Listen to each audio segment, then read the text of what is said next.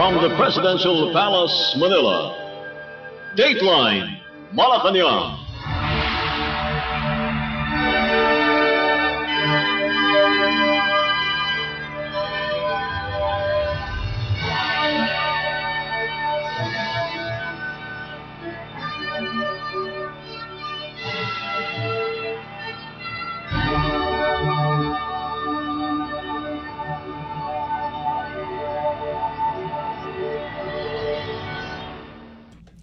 Good day, this is Dateline Malacañang, and here are the news.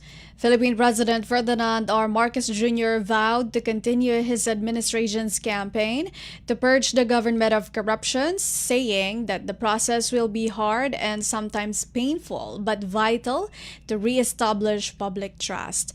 During the 2025 Metro Bank Foundation Outstanding Filipinos Award ceremony in Malacañang, President Marcos praised the honorees, who included teachers, soldiers, and police officials, for their integrity and service in the face of declining trust in public institutions. President Marcos acknowledged that the fight against corruption is difficult, but it must be continued for the benefit of future generations. His comments came as the government stepped up its investigation into alleged irregularities in flood control and infrastructure projects, including ghost projects, overpricing, and fund misuse in local flood mitigation programs. President Marcos also established the Independent Commission for Infrastructure, which is tasked with investigating public infrastructure projects during the last decade. During the ceremony, the President also conferred the Medallion of Excellence on this year's 10 awardees: 4 teachers, 3 soldiers, and 3 police officers, hailed for their outstanding contributions to education, peacekeeping, and public safety. In its 40th year, the Metro Bank Foundation Outstanding Filipinos program recognizes public officials who demonstrate competence, dedication, and integrity. Each honoree was awarded 1 million pesos, the Flame Trophy, and the Medallion of Excellence. At a time when our nation faces many challenges that shake our people's trust in our institutions, your stories once again give us reason to believe in the goodness of our people. They remind us that integrity and excellence must be at the heart of the work that we all do. Bawat tapat na guro, sundalo at pulis ay isang tagumpay laban sa katiwalian at pangungutya na sumasalot sa ating bansa. Kasama po kayo sa aming inspirasyon upang magsumikap na itama ang mga nagkagawiang mali sa gobyerno. Patuloy tayo sa paglilinis ng hanay ng pamahalaan upang matiyak na ang bawat opisyal, bawat lingkod bayan ay karapat-dapat sa tiwalang ibinibigay nila sa kanila ng taong bayan. Hindi madali ang laban na ito. Marami pa tayong haharapin. Marami pa tayong pagdadaanan. It will be hard, and sometimes it will be painful, but it will be worth it because we are fighting for what we are fighting for is a country that our children will inherit, that a nation that they can be proud of, that they can be proud to say, I am Filipino. Philippine President Ferdinand R. Marcos Jr. Dateline Malacañang. Philippine President Ferdinand R. Marcos Jr. unveiled the new unified RFID, or Radio Frequency Identification System, which will be implemented across all toll expressways in Luzon to ensure seamless operations and smoother travel. The Toll Collection System Interoperability Project, dubbed One RFID All Tollways, was launched in a ceremony at the South Luzon Expressway, or SLEX Toll Operation Building, along SLEX northbound Sicho, Latian, Calamba City, Laguna. President Marcos said the unified RFID would reduce unnecessary stress and delays for motorists, addressing the confusion caused by having 2 separate RFID systems across Metro Manila Skyway, Tarlac, Pangasinan, La Union Expressway, or TP-LEX. North Luzon Expressway or NLEX, and Subic-Clark-Tarlac Expressway or SCTEX. President Marcos encouraged motorists to register and take advantage of the new system, noting that they can do so online or through walk-in centers free of charge. He said the initiative is aimed at achieving full interoperability across all toll expressways, allowing motorists to use a single RFID account for hassle-free passage on any toll road in Luzon. He credited the success of the project to the continued trust, commitment, and flexibility of partner concessionaires, operators, and electronic toll collection or ETC RFID providers. President Marcos thanked the government's partners from the San Miguel Corporation and Metro Pacific Investments Corporation for being part of the solution. Kapag dumaan ka ng Skyway o T-Flex, auto-sweep ang gagamitin mo. Kapag naman NLEX o SCTEX, easy trip naman. Ibig sabihin, dalawang card, dalawang account, dalawang load pa sa bawat biyahe. Minsan pa, nalagyan mo ng load yung NLEX, kaso nalimutan mo yung T-Flex. Resulta, pipila ka sa bayaran. Sayang sa oras, bawas sa oras na para sana sa pasyal, sa bonding sa pamilya at sa trabaho. Nakikinig tayo sa hinain ng ating mga kababayan. Kaya naman, pinag-aralan natin ang problema at nakahanap tayo ng magandang solusyon. Years of consultation and cooperation with the DOTR and the Toll Regulatory Board have finally led us to a unified system that responds to the real needs of our motorists. And true to the spirit of public service, you worked hand in hand not because you needed to, but because you wanted to make sure that the travel for all Filipinos is made easier. This is a true Filipino spirit, one of unity, bayanihan, and pakikipagkapwa. During the event, President Marcos also visited RFID service providers AutoSweep and EasyTrip to observe the online registration process for the Toll Collection System Interoperability Project. He also witnessed the simultaneous removal of unchosen RFID stickers from vehicles equipped with 2 installed RFIDs, retaining only 1 per vehicle. The voluntary registration enables subscribers who regularly use multiple toll expressways to unify their experience under a single interoperable system. Early adopters can keep their current accounts while opting into the new unified RFID, minimizing the need for multiple tags and wallets at toll plazas.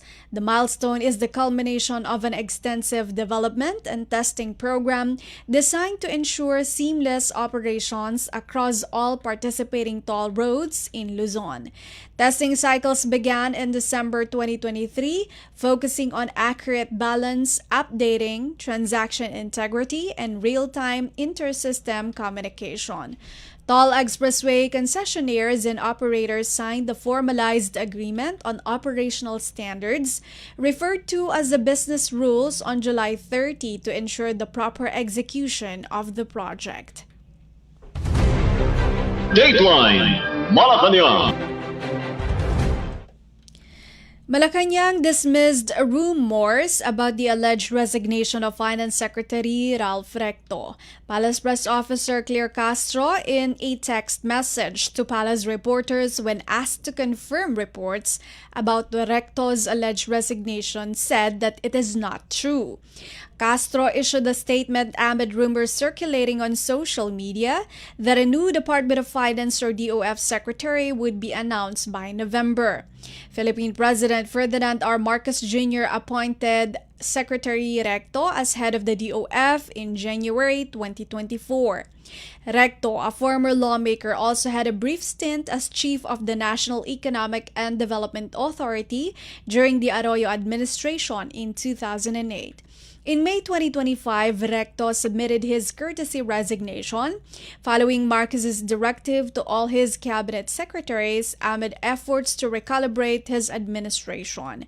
President Marcos rejected the rector's courtesy resignation later that month, affirming his trust and confidence in the finance chief's leadership.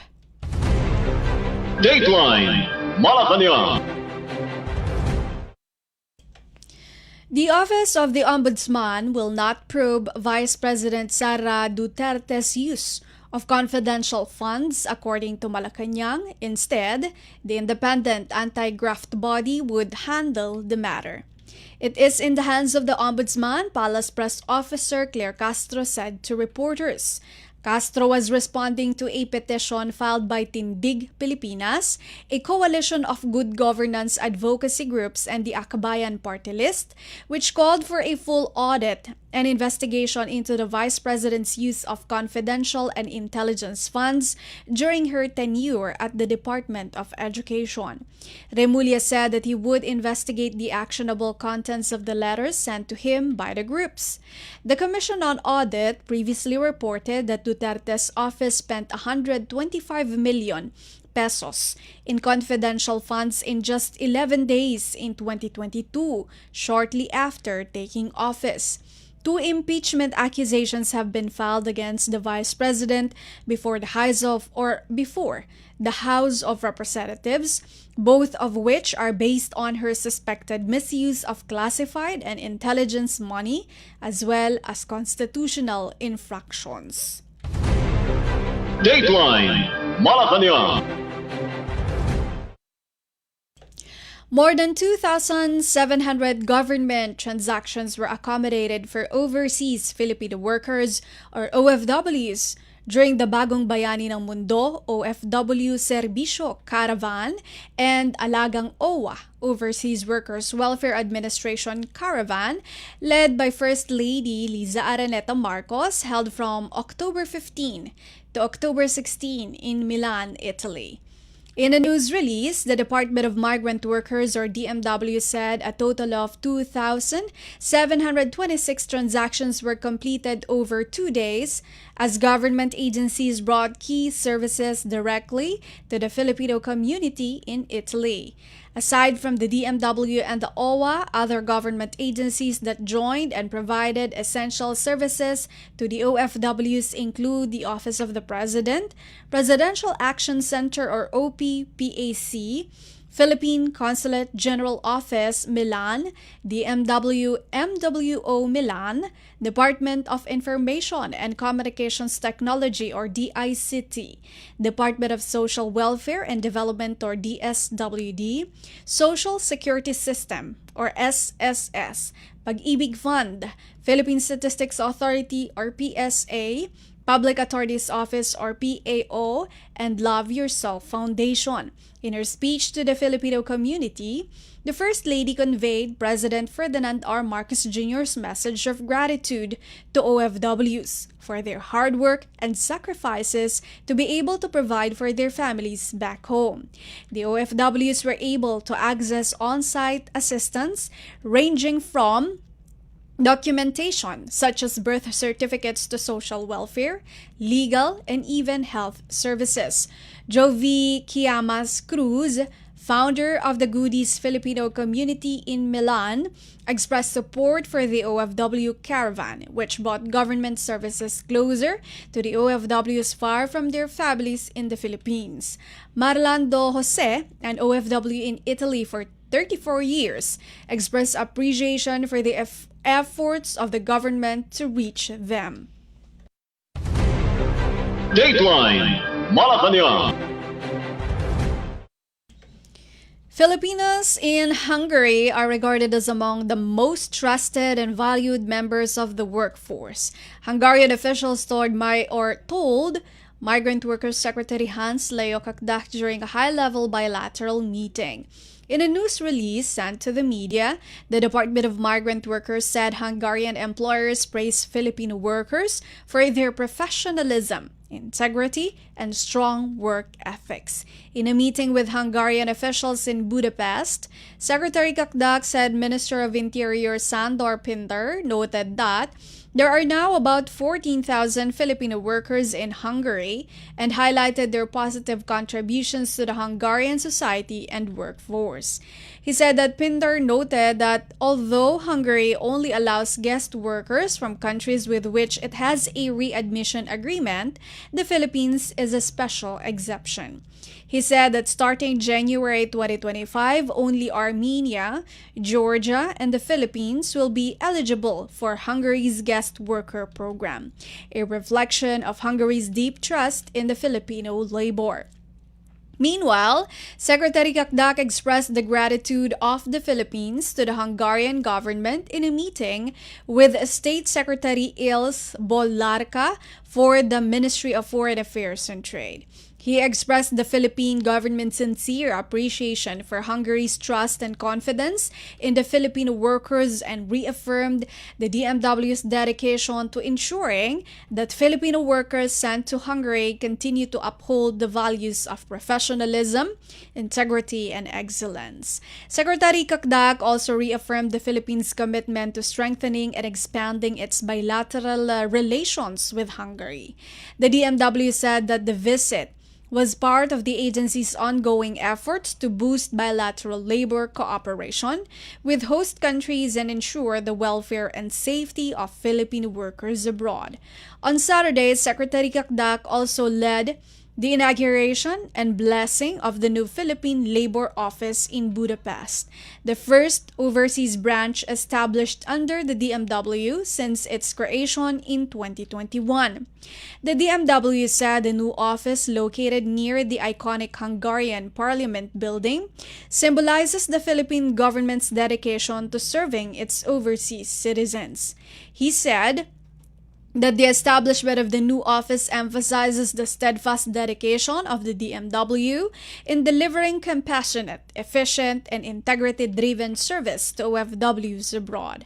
Secretary Kakdak said the new labor office will serve as a vital hub for assistance, welfare, and labor relations that would ensure the timely delivery of DMW services to the Filipino community in Europe, as directed by Philippine President Ferdinand R. Marcos Jr. Dateline Malacañang. In other news, the Procurement Service or PS of the Department of Budget and Management or DBM launched an enhanced data portal aimed at promoting transparency in government procurement. In a ceremony at the DBM Central Office in San Miguel, Manila, Budget Secretary Amena Pangandaman said the modernized Philippine Government Electronic Procurement System or MPhilJEPS Open Data Portal will make procurement activities more accessible to the public from pre-procurement to the awarding phase. She added that the enhanced portal features user-friendly dashboards and visualization tools that reflect data on procurement platforms such as the e-marketplace, virtual store, and the e-bidding facility.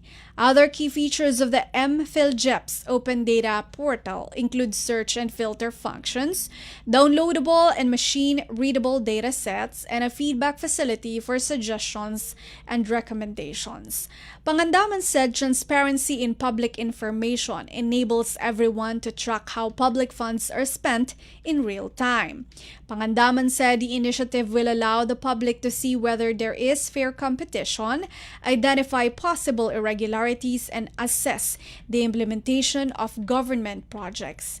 Pangandaman urged everyone to be champions of open government and help the government uphold the integrity of the procurement process under the Bagong Pilipinas or New Philippines. Dateline Malacañang.